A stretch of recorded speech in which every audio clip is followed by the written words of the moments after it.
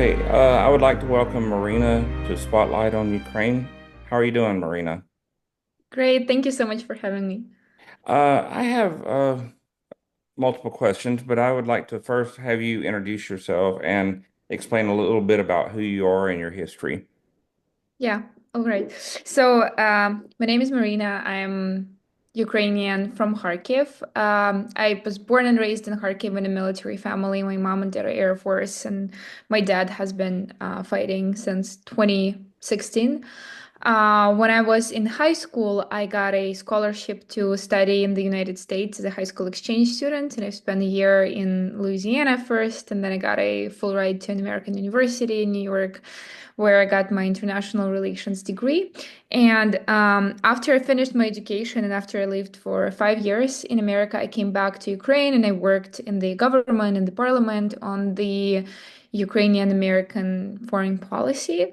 And recently, together with a former military commander, we founded Snake Island Institute, where I'm the executive director. It is a Ukrainian organization that is focused on advocating for the interests of the Ukrainian security and defense sector in the United States. And our goal is to help American stakeholders and Ukrainian in the military to build long-lasting partnerships. So now I'm working in the military, with the military, with my organization. Okay, can you explain to people what Snake Island Institute is about, what they do, and what's the work? Yeah, so Snake Island is Institute is called after the very famous place in Ukraine, the actual Snake Island that is located in the Black Sea, and it's became very famous at the beginning of the full-scale invasion when a Russian warship tried to attack it, and there was a very famous phrase of a Ukrainian soldier there who said. Well, a famous phrase that I don't think I should I say. I think I basically I know that he said because I remember when the stamp came out, I wanted to buy the stamp because Yeah, but it was very difficult to get. I mean, the post office in Kiev were just crazy busy. But his phrase when the Russian or when the warship told them to surrender, they said "F you." yeah, yeah, So I think, yeah. I mean, I guess that in short, everyone understands what that means. Okay. Yeah. So So that became a huge symbol of Ukrainian resilience internationally and for Ukraine because Ukrainians are fighting and never giving up to the aggressor. And that means a lot. At the same time, the Snake Island is a very important trade route where a lot of trade goes through the Black Sea internationally because Ukraine is really big in agriculture and international trade in agriculture. And it plays a role of kind of a middle ground in that. And that is exactly Snake Island Institute role to be a middle ground and to bridge the gaps and to fortify the strategic relationships in between America and Ukraine in the defense and security sector. So the reason we founded this is because Ukraine has a very long history, but it has a shorter history of statehood and an even shorter history of like institutions and stuff because we had a very turbulent history of fighting ourselves and establishing our political system. And we do believe that institutions are the key pillars of democracy, and we are building an institution that is shaping the national Ukrainian um, security policy and also the policy towards America. Because even though Ukraine and America are in a very turbulent relationships right now, we believe that Ukraine and America has a lot to offer to each other and can be long-term strategic partners.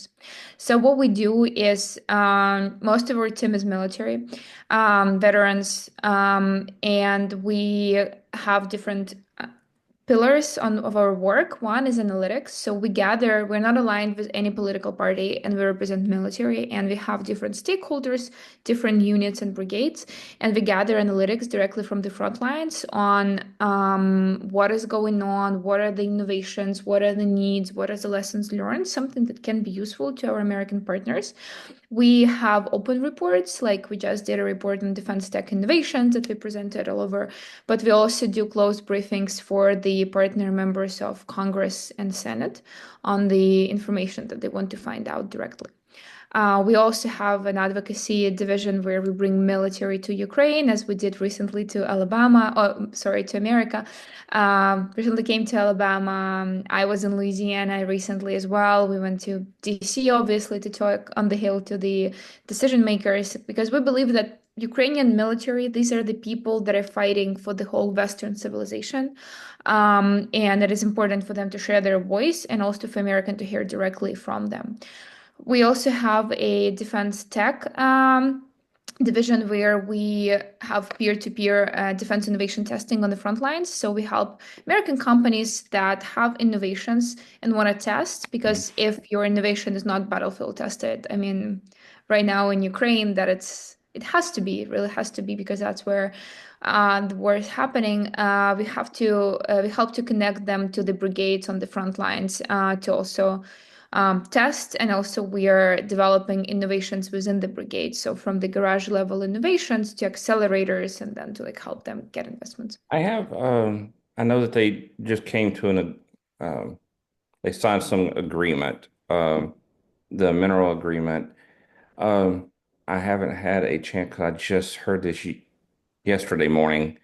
Um, it's been about 20 hours ago, I guess, since I heard it. But can you tell me what do Ukrainian people think about this mineral agreement? Do they think it's a good thing, a, a bad thing?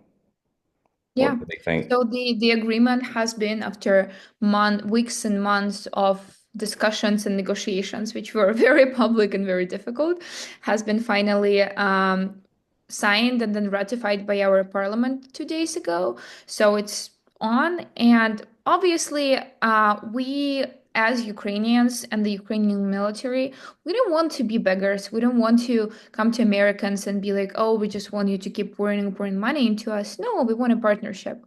And we think we can bring a lot to that partnership.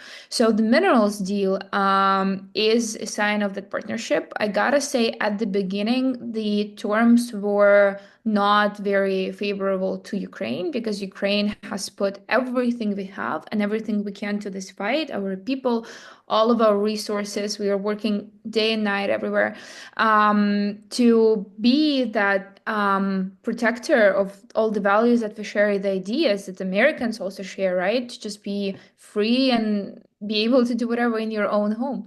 But yeah, the minerals deal at the end had a very good, I think, words in it.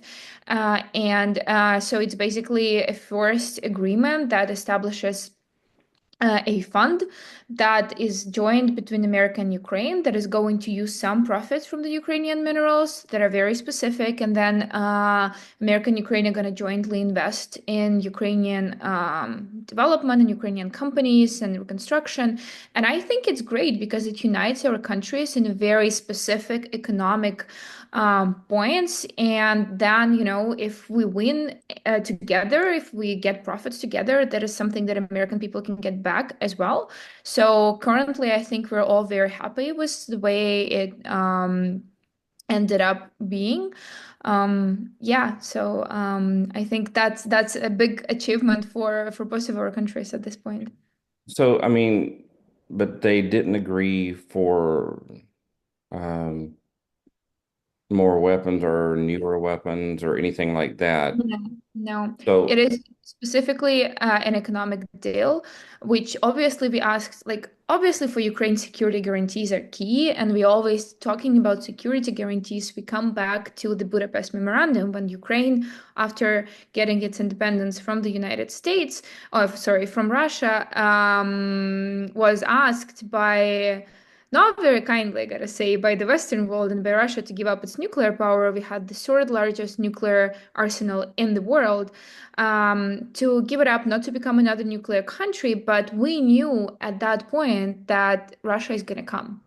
That is the big it was only problem. a matter of time, I Yeah, believe. it's only a So, matter of time. And it's a big mistake, I think, that a lot of decision makers and negotiators are making when not looking into the deep histories of the countries, because it seems on the ground that everything is easy and understandable and it's all about money and profits. But then we have really, really deep historical ties where Russians have been killing, murdering us for centuries. So we knew that Russian Empire and this promise of the Russian Empire cannot exist without Ukraine. So we signed a deal, and obviously Russia and America and the United Kingdom signed guarantees for us, which didn't end up working. So now we understand that we have to not only end this because Ukraine really wants to end the war, we didn't start it, but also to have a promise, some sort of viable, tangible things that this is not going to happen again. Because in 2, 3, 4, 5 years, we don't want to be coming again to our partners and being like, oh, this is happening again. I think it's for the sake of all of us to end this together. So, yes, security guarantees are key. At the same time, this is an economic deal, so we asked for it, but we didn't see anything there. So, yeah. Uh, I was trying to think how I want to ask, do you, do you think that Putin will agree to uh, moving out of all the territories? I mean, whenever there's some sort of an agreement made between the two sides, uh, technically, I look at it as Russia, China against the world, but at the same time, the world is not truly participating. This for me, I mean, I've understood the Budapest agreement or memorandum for a long time. I lived there for a little over 7 years between Odessa and Kiev, and I I want to use this channel as a chance to educate people about, that this is a real war. This is not Ukraine attacking their own people like they think. I will never forget when this war started. Well, technically it started, or the beginning stages were in 2014, and at that time, or 2013, and at that time when it started, I actually was living in Siberia, Oh, and wow. because of the propaganda and stuff that was going on in Russia, I can remember my girlfriend at the time saying, "Oh, look at all those stupid people protesting and setting fires and stuff in Maidan." And I'm like, I didn't really know what to say. Because I mean, I really didn't know nothing about what's going on. And strangely enough, 6 months later, I was flying into Kiev to go to Odessa to teach English. And so, I mean, I just want people to understand, and I'm hoping through this channel. Now, the giving land or taking land, however you want to look at it. I know I had a student in Kiev at one time was he was trying to teach me a little bit about Ukrainian history, a brief second or a brief moment of history, and he had said that I can't recall the year, but I'm not sure if Crimea originally belonged to Russia or if it originally belonged to Ukraine. Russia took it and then they decided to give it back. Where did it originally go? I mean, was it originally Ukraine? Russia took control. How did that come about? Yeah. So originally, Crimea is inhabited by Crimean Tatars. This is the indigenous population of Crimea, and it used to be theirs, like back in the day. Um, and they Crimea always had very close ties with. Oh, I'm very sorry. Sorry, just one second.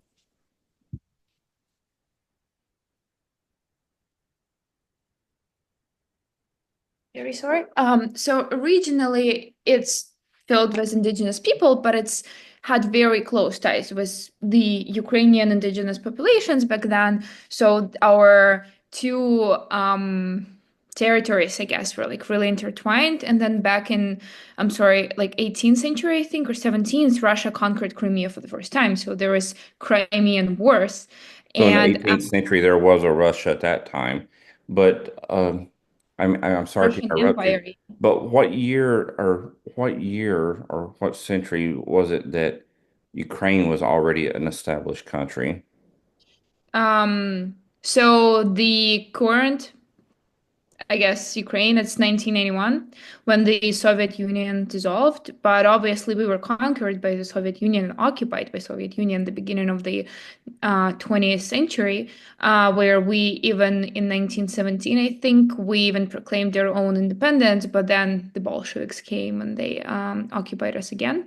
So then Ukraine was a part of the Soviet Union, and at that time is when they like decided that Crimea is going to be part of the Ukrainian Socialist Republic.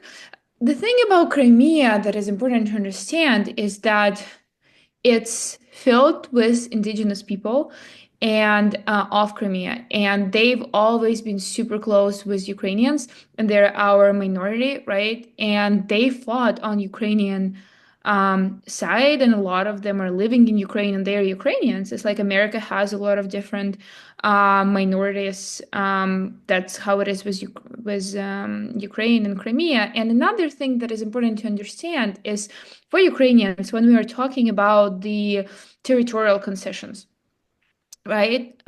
We have a constitution. That's what I ask always of the military, right? Because for me, what is important is the people who have spent their last 10 years since 2014. Because for me, the war started in 2014. That's when the first people I knew started dying. My dad started fighting. They've been fighting and losing people and sacrificing their lives for more than 10 years now. And when I ask them, is like, what would be okay for you on the different levels, from like regular soldier to a commander? Because I mean, no one wants a forever war. None of Ukrainians, not a single one, want a forever war, and we want to be done, but also to, not have the last 10 years of us protecting ourselves and Europe and the world from Russia to go in vain. So what they say is like, we understand that it would be incredibly difficult and unrealistic right now to get Russia out of all our territory, but at the same time, we're not going to agree to anything that goes against Ukrainian constitution. So then, what is in Ukrainian constitution? It's officially in there our aspirations to join NATO and the European Union, and it's also our territorial integrity.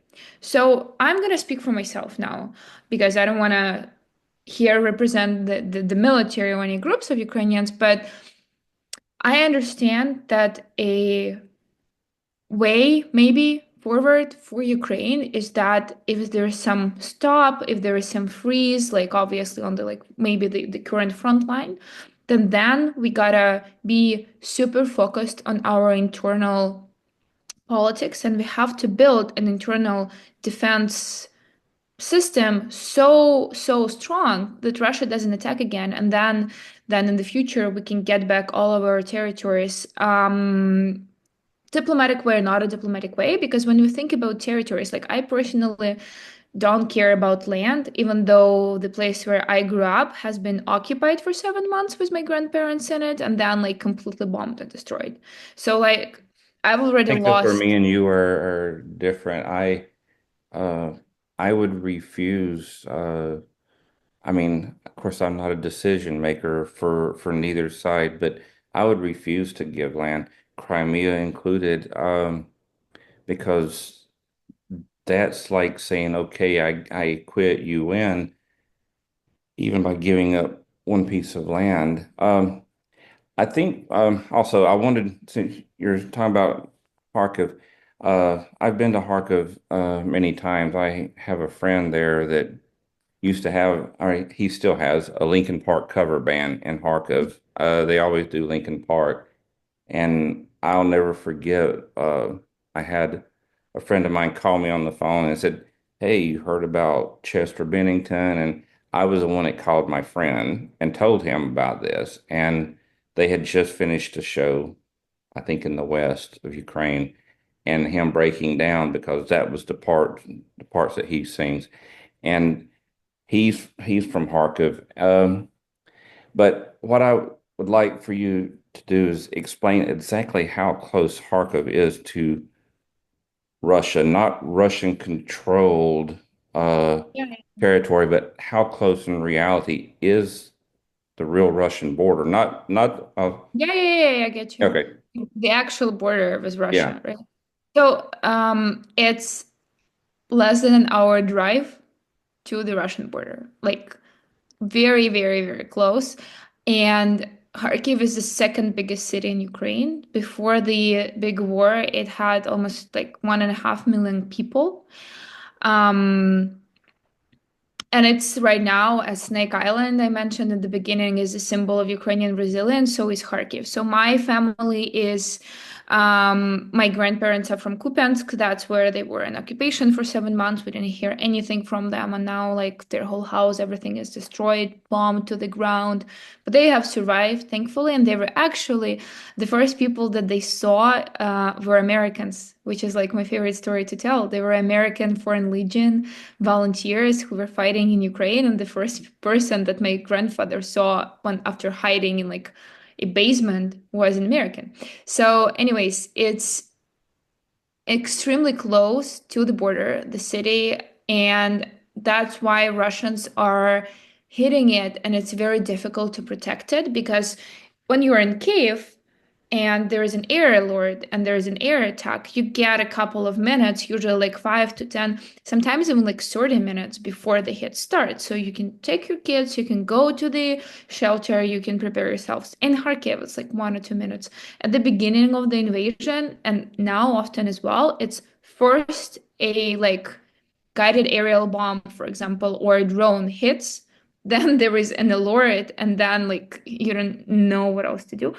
And even though the city is being hit so much and it's like this big target for Russia, because we didn't, welcome them with open arms, something that they expected because we're so close to them and because we showed resilience, there's so many people still staying there. Every time I go to Kharkiv, I am just mesmerized by the fact that half of the city is destroyed and you see all this like war and you can really feel it. At the same time, there is new places opening up. There's pregnant women. There's children. And to explain why, I think I'll tell a very, very short story that my mom told me at the beginning. So my mom was in Kharkiv with my sister. I was abroad trying to get them out. They were bombed relentlessly. When the invasion just happened, it was impossible to leave the city. They were bombed from the planes, from like rockets, everything. And I'm like, Mom, let's get you out. So when I was able to do that, I like found them a place to stay abroad and everything. And then my mom came back. And I'm like, why? Like, you could be safer in other places of Ukraine. And she's like, Marina, in the first week of the invasion, I started looking at like news and some channels and like Telegram. She was like, I saw how Russians are discussing which apartments in which areas of Kharkiv they're gonna live in once they occupy us. Which area is nicer, which apartment they should take. And she was like, none of them are gonna live at my home. So for me, that is, I mean, what Ukrainians are all about. This is our home. This is not our big geopolitical aspirations that it is for Russia. It's just your home that you've built with your hands that you gotta protect. So I think I would like to think that this will be over soon, and no land is giving up. I remember the Georgian that was with you guys. You know, he said one thing he said that I think made everybody in the room kind of laugh was that, would you let someone come into your house and uh, take a room of your house because someone had asked a question about giving up land, and and then he even said something about would you give up your wife and let a Russian or whoever come into your house take your wife? I think probably some people say, yeah, they could have her or something like this as a joke, but I mean, that's really the way that I think people should understand and look at this is that we shouldn't give up land. Um, I'm hoping the mineral agreement will work out. I hope that this will be truly a benefit for both sides and not just America. I mean, no one should benefit from another's suffering. Um, Yeah. and You know, I'm hoping and praying, you know. just want to add that for me, like, it's not about land, it's about people. It is about lives. So yesterday I saw a guy I'm 24. He's 24 too, and he was fighting since 2019. Like he joined in 2019 the fight and was in Azovstal in Mariupol, and he spent 805 days in captivity. And I look at him and I'm like, oh my God, he's my age, and he spent 805 days in Russian captivity. And these are lives like shattered. These are torture and like all the horrible things you can imagine that he doesn't even want to talk about. And then I think about our children, like my little sister, that her whole childhood, she's 15 now, she was 12 when she started hiding from bombs. And where's she at now? She's in Kharkiv. She's Yeah. studying, she's finishing school. And it's just, you gotta understand that, yes, in the big scheme of things, it's like millions of dollars and geopolitics, but it's also just human lives. And it's Ukrainian fight is about, again, the same values that Americans fought in their war of independence a long time ago, and the same value that Americans have in your guys' constitution. It's, I just want my sister to be able to like go to school. She studies online. She's not able to go to school. I want to be able to, in the future, have kids who are not gonna wake up every night under bombs. It's the just basic human things of this is my home and I want my home to be my home and not give it up to the rapers and the aggressors. I want to pray in the churches and not be like the church where I would go with my grandmother and my grandfather in childhood is completely bombed. There is no church anymore. There is no pictures. My childhood as well, nothing. So it's just the basic things that I think we all share, and the ability to live in your own home and pursue the happiness.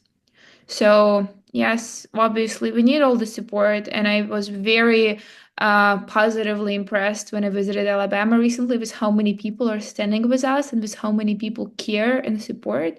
And sometimes when you're going through this horrible war, you think that you're alone. That's what a lot of people think often. And then seeing the support and seeing that somewhere in Alabama, people care about people somewhere in Ukraine because we're all people at the end of the day is very heartwarming and touching. And after spending a week in Alabama, I shared this a lot in Ukraine that there is supporters. So I'm very, very grateful for all the American support that we've been getting. I have a question. I think someone asked it at the event where you guys had came and visited here in Birmingham. Um, a lot of Americans have seen like videos in the very beginning of the war, and I think even some of it was when I was still there, that they thought that the war is not really happening because you see, I'll say socialites, people who like to go out and party in Kiev. Okay, and people think that Kiev is right next to occupied territory. I know in the first couple of weeks they were very close because of Bucha and Irpin, but what would you like to say to people who thinks that I mean, the partying that was going on, initially, I mean, and I don't know how much is going on now, and people think that they shouldn't party or go out and try to lead a normal life because essentially that's all that was. It's people trying to lead a normal life. And if you don't lead a normal life, um, you run and hide every time you hear a siren. Um, I mean, you have no life because, I mean, I know that from the first 6 months because there were sirens all the time. You can't just hide and not live your life. And that's what I think Russia was wanting to do is to make people very weak as far as belief and heart. And I think that's what they wanted to break. Do you agree? Yeah. So, a couple of things that are important to understand. Ukraine is huge, biggest country in Europe after Russia. It's bigger than Texas, I think. And the fighting is happening, like Russia occupies around, I think, what, 17% of our territory? Not really sure. So yes, there are places in Ukraine just because of how big we are that look more normal. And then it's not all like in the movies we're fighting. No, like I'm sitting in my apartment that I rent in Kiev right now, and right now there is no aerial alert, I'm fine. And so yes, it's huge. And yes, it's fourth year of the full-scale invasion, 12th year of the war in general. Obviously, people need to keep yourself sane because you get used to everything. At the same time, two other things. First, every single Ukrainian has suffered.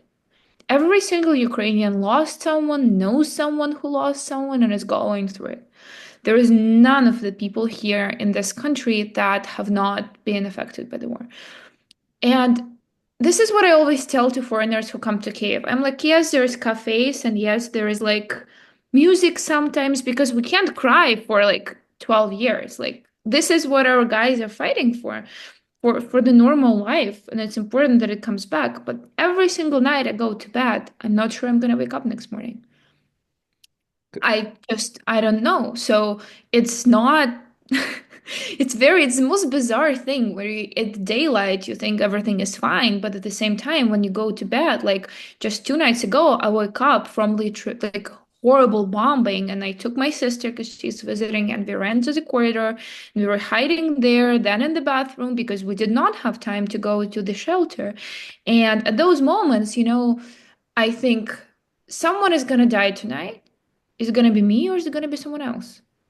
And that's a horrible feeling when you know that just because you're Ukrainian, one Ukrainian is going to die, or two or five tonight. And it's, the death is picking, they're picking. So, um, if you,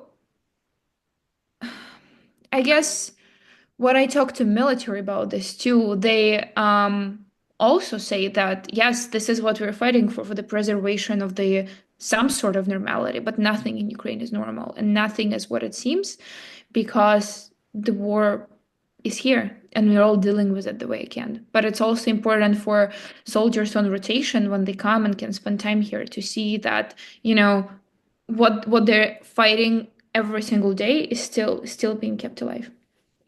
Okay, I guess I want to close things up. And I want to thank you for your time. And just stay on after I stop the recording. And I wanted to tell you a few other things. But I want to thank you very much for your time. And maybe perhaps later we will have you again. Okay. Yeah, and I want to say thank you to everyone who is supporting us. We're very grateful. Okay.